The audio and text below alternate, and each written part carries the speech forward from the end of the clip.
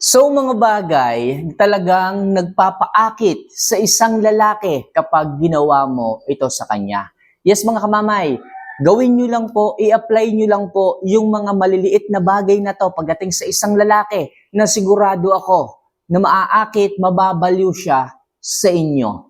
Alright? So mga kamamay, alam ko excited na lahat tayo upang malaman kung ano man yung mga bagay na yon, ano man yung mga bagay na maaari nating i-apply upang maakit po ninyo mga girls ang isang lalaki kapag ginawa nyo po yung mga simple lang naman na mga bagay na ito. Pero bago natin ito simulan mga kamamay, lagi kong sinasabi sa inyo, huwag nyo man po sanang kalimutan na mag-subscribe, mag-like, at mag-comment na rin sa ibaba ng kahit na ano. Lubos ako matutuwa at magpapasalamat sa inyo kapag nag-comment po kayo dyan. So mega shoutout muna po mga kamamay sa mga OFWs natin na palaging nanonood, palaging nagtatry na i-apply ang ating mga love advice. So, naiintindihan ko po kayo. Sa umpisa, mahirap. Pero kung susundan nyo po yung mga bagay na sinasabi ko, talagang magkakaroon po ito ng resulta. Kaya mga kamamay, kung nagawa nyo na po yan, maraming salamat po at simulan na po kaagad natin ang ating topic ngayong umaga na to. So, ano nga ba yung mga pang-akit na maaari nyong gawin pagdating sa isang lalaki sa inyong relasyon? So, number 1. Kapag palagi po ninyong tinatawag ang isang lalaki sa inyong call sign. Okay? So, anong ibig mo sabihin kamamay na call sign? Hindi ko man alam pero napakasarap sa tenga. Nakakapagpabaliw sa isang lalaki kapag sinasabihan mo siya ng halimbawa kung ano man tawagan ninyo. Babe, honey, asawa ko, pasuyo naman. Di ba ang sarap sa tenga, ang sarap sa pandinig kapag nilalambing ka niya. Kapag tinatawag mo siya ng ganito, sigurado po yan mga kamamay. Pero kung tatawagin mo siya sa kung anumang tawag mo, kung anumang palayo na pinalayo mo sa kanya, kataasan, hindi siya magpaparamdam ng ng pagsunod sa iyo. Halimbawa, may gusto kong iutos, tapos tinawag mo siya sa kanyang pangalan lang o kung anumang tawag mo sa kanya, parang hindi siya agad maingle.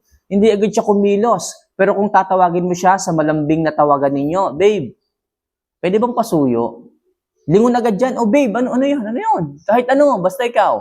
Diba, ang sarap. Hindi ko alam, pero naglalagay yun sa tenga ng isang matamis at masarap na boses pagdating sa kanya.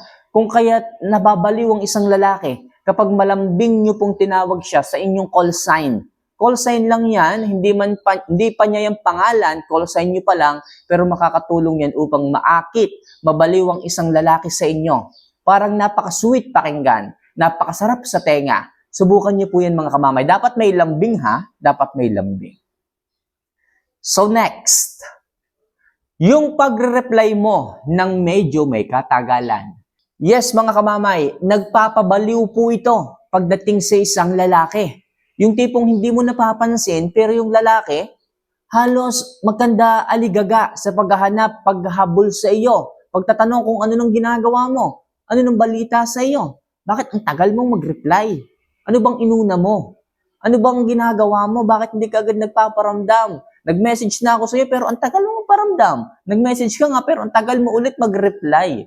Sa ganyang paraan mga kamamay, talagang nababaliw ang isang lalaki sa inyo. Tinatanong, inaalam kung anong ginagawa mo. Ikaw yung tipong nag-usap lang kayo pero bakit bigla ka na lang nawala?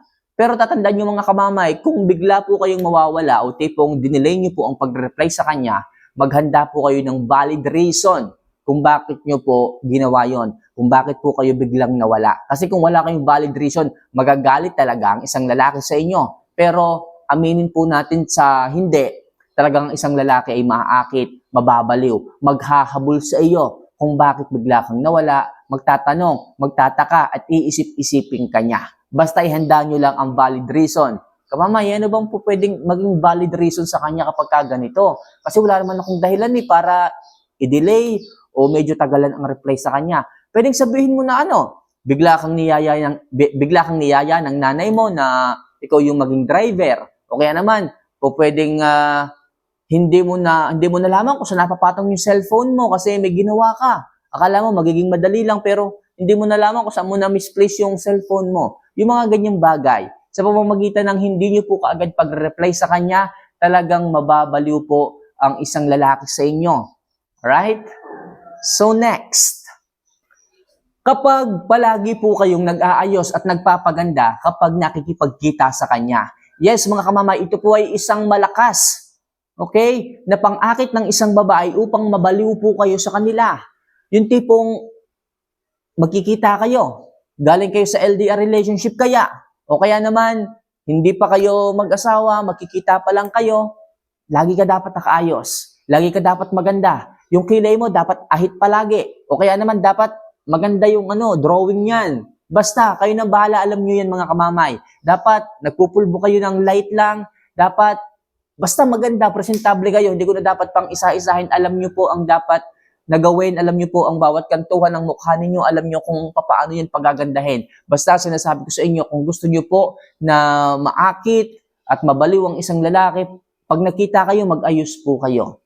Okay? Hindi dapat kayo yung mga babaeng okay, magkikita kami ni babe. Bahala na. Dapat makita niya kung ano talaga yung ako. Hindi po ganun. Dapat presentable kayo. Minsan na nga lang kayo magkita, di ba? Minsan na nga lang kayo mag-usap. Minsan na nga lang kayo lumabas. Tapos, dugyot pa kayo. Ano ba naman yan? E baka mamaya, yung hygiene ninyo, hindi nyo pa naaayos.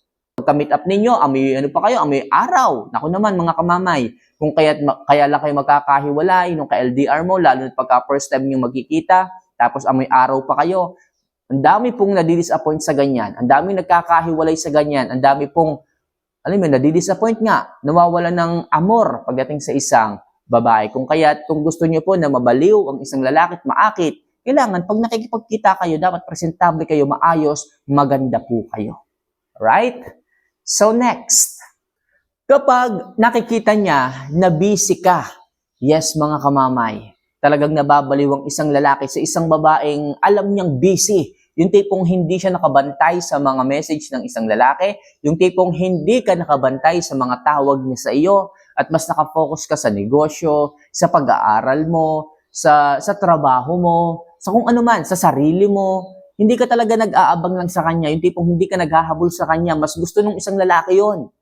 Yung tipong napapansin niya na busy ka, na daw yung pinagkakaabalahan, high value pong maituturo niyan sa isang lalaki mga kamamay. Kung kaya't gawin niyo po yan. Huwag kayong mag-focus sa kanya, huwag niyo isipin siya. Hayaan niyo siya mag-message sa inyo, basta kayo, mas mag-focus kayo sa inyong mga gawain. Makakatulong yan para maging high value kayo sa kanya at mas mabaliw sila sa inyo. Simpleng pang-akit pero hindi niyo napapansin na talagang sumusunod, humahabol, nahuhumaling, nababaliw sa inyo ang isang lalaki mga kamamay. So, i-apply niyo po yan. Ano po? So, next. Ang pagpapakita mo sa kanya na hindi ka ganon ka-easy to get. Ito sinasabi ko sa inyo mga kamamay, ano po, hindi yung basta kanya hinila, sama ka kaagad. Sabihin mo sa kanya na busy ka. Sabihin mo sa kanya na ang dami mong ginagawa. Sabihin mo sa kanya na magpapaalam ka muna sa nanay tatay mo. Yung hindi mo ipapakita sa kanya na easy to get ka. Na tipong ang dali mong hilahin, ang dali mong papayagin, ang dali mong pasamahin. Kailangan magkaroon ng value pagdating sa kanyang isang tulad mo. Sa pamamagitan ng nagkakaroon siya ng time para sumikapan kang yayain. Yung tipong naglalagay siya ng ilang araw pa bago yung mismong araw na yon, iniimbitahan ka na kaagad. So, ibig sabihin, hindi ka easy to get. At syempre, ang isang lalaki, pag napapayag ka niyan, pag napapayag niya yung babae hindi easy to get, sinisigurado ko, mas pahahalagahan ka niya, hindi niya sasayangin yung oras na ibinigay mo sa kanya. At sa ganung paraan mga kamamay, talagang mahaakit ng isang lalaki, maghahabol. At yan yung mga bagay na dapat yung gawin mga kamamay. Huwag kayong maging easy to get para sa ganon, maging maakit sa inyo, maging mabaliw sa inyo ang isang lalaki. And last, ipakita mo rin sa kanya, paminsan-minsan, na wala kang pakialam. Okay? So, paminsan-minsan lang naman mga kamamay ito eh. Yung tipong wala kang paki sa kanya. Yung tipong hindi mo siya pinapansin. Nag-chat siya, hindi mo kaagad nare-replyan. Yung tipong iparamdam mo sa kanya yon. Sigurado ako na mababaliw yan sa iyo. Siguradong mag-iisip yan sa inyo. Bakit biglang ganyan ka na sa akin ngayon? Bakit biglang hindi mo na ako pinapansin? Bakit biglang nanahimik ka na lang? Bakit biglang hindi ka na nagparamdam? O bakit biglang nag-no contact rule ka na lang? Anong problema? Anong mali sa akin? So, i-ignore mo siya paminsan-minsan. Okay? I-delay mo ang pagme-message. Huwag mo siyang pansinin paminsan-minsan. Pakita mong wala kang pakialam sa kanya paminsan-minsan. Sigurado ako mga kamamay, hahabol yan, bubuntot. At syempre, mas tataas ang pagmamahal sa inyo. Okay? So, yun lang muna sa ngayon mga kamamayang, ilang mga advice, mga bagay na maaari nyo i-apply, mga simpleng pang-akit ng isang babae na talagang magpapabaliw sa isang lalaki. For more videos and love advice na kagaya nito, see you for our next vlog. Mag-subscribe sana kayo. Sa mga gusto magpa-advice, tawagan nyo lang po ako i-message at handa po ako mag-message sa inyo. See you for our next vlog. Mahal ko po kayo. Paalam.